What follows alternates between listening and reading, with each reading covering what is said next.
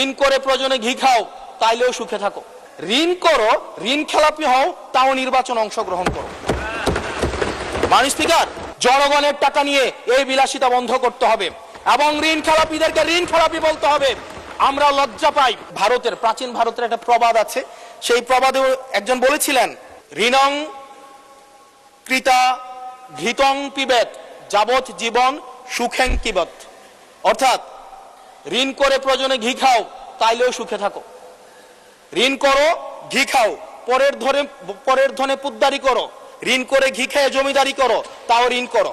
আমার কাছে মনে হচ্ছে মাননীয় স্পিকার, এই প্রবাদটিকে সরকারি দলের কিছু সদস্য খুব সিরিয়াসলি নিয়েছেন।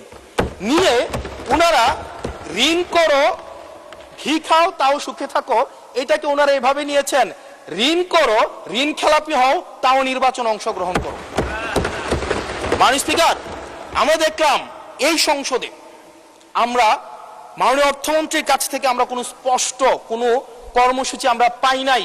কিভাবে ব্যাংকগুলোকে যেভাবে দলীয়করণ করা হয়েছে, ব্যাংকগুলোকে দীর্ঘ 17 বছর ধরে ব্যাংকের টাকা ঋণের নামে যেভাবে বিদেশে পাচার করা হয়েছে, সেই পাচারকৃত টাকাকে কিভাবে উদ্ধার করা হবে, সেটার কিন্তু সুস্পষ্ট আমরা কোনো পলিসি পাই না। মাননীয় স্পিকার, আমরা গভর্নর সাহেবকে মাঝে মাঝে আমরা একটু আক্ষেপ প্রকাশ করতে দেখি, 4,80,000 কোটি টাকা বিদেশে পাচার হয়েছে, সেটাকে কিভাবে আনা যাবে সেটা নিয়ে আক্ষেপ প্রকাশ পর্যন্ত আমরা দেখি।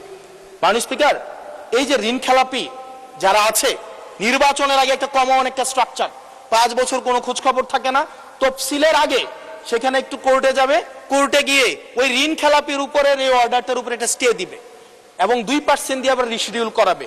রিশিডিউল করিয়ে আবার নির্বাচন অংশগ্রহণ করবে, বিভিন্ন জায়গা থেকে টাকা পয়সা উঠায়া, এবং আগামী 5 বছর আবার এই ঋণ নিয়ে কোনো ধরনের আর কোনো খোঁজখবর থাকে না। জনগণের টাকা নিয়ে এই বিলাসিতা বন্ধ করতে হবে এবং ঋণ খেলাপিদেরকে ঋণ খেলাপি বলতে হবে।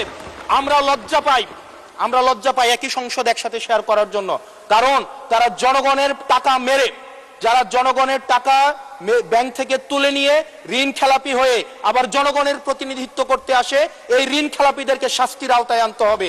এবং তারা যখন সংসদ সদস্য হয়ে নির্বাচিত হওয়ার পরেও যদি তারা ঋণ খেলাপি হয়, এমন একটি আইন প্রণয়ন করতে হবে তাদের সংসদ সদস্য পদ যেন বাতিল হয়। সেটি শুধুমাত্র সরকার দলের জন্য না, শুধু বিরোধী দলের জন্য না, সেটি বাংলাদেশের উন্নতি, প্রগতি এবং সমৃদ্ধির জন্য সেটি প্রয়োজন।